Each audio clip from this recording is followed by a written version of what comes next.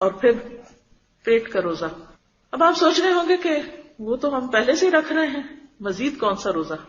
یعنی ہم سب پیٹ کا روزہ رکھتے ہیں یا کھانے پینے سے پرہیز کرتے ہیں؟ ہاں پرہیز کرتے ہیں، لیکن رہی صحیح کسر افطار میں پوری کر لیتے ہیں. تو اس سے بھی بچنے کی ضرورت ہے.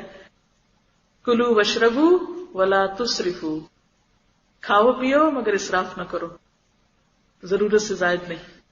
اور پھر خاص طور پہ کھانا ضائع نہ کرو، کیونکہ ہوتا کیا ہے جو بہت زیادہ پک جاتا ہے، اب افطار کر کے جب پانی وانی ادھر ادھر کی چیز کچھ کھا لی، وہ کھانا نہیں کھایا گیا، وہ بچ جاتا ہے. تو عموماً کیا دیکھا گیا کہ رمضان میں کھانا بچتا بہت ہے، اور جب بچتا ہے تو بعض اوقات ضائع ہونے لگتا ہے. اسراف کیا ہے؟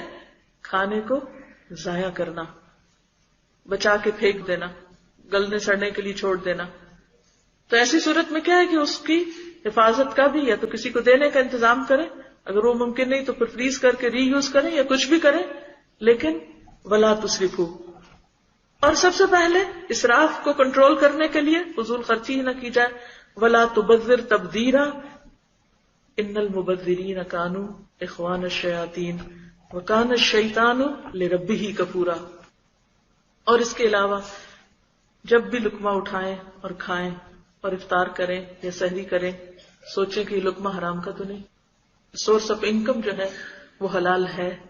اور اگر نہیں تو خوب خوب اللہ سے دعائیں مانگے کہ یا اللہ تو ہمیں حرام سے نجات دے کر حلال عطا کر، اور ہمیں اپنے فضل سے غنی کر دے کہ انسان ایسے کسی فقر اور محتاجی کا شکار نہ ہو کہ جس میں وہ حرام لینے پہ مجبور ہو جائے.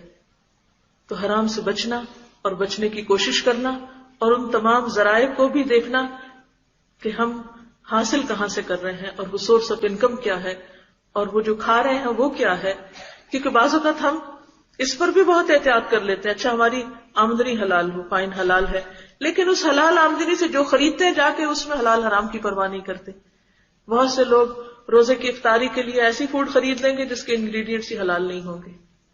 تو اس سے بھی بچنے کی ضرورت ہے، کیونکہ اگر ہم خریدنے کے معاملے میں غفلت کا شکار ہیں اور حلال حرام کی پرواہ نہیں کر رہے، اور جو بھی ملا اٹھا لیا، اور یہ کہہ کے کہ یہ تو سب ریجیڈیٹی ہے اور یہ تو بہت باریکیوں میں لوگ پڑ گئے ہیں، نہیں، اس میں احتیاط برتنا بے حد ضروری ہے. اور یہ پیٹ کا روزہ ہے.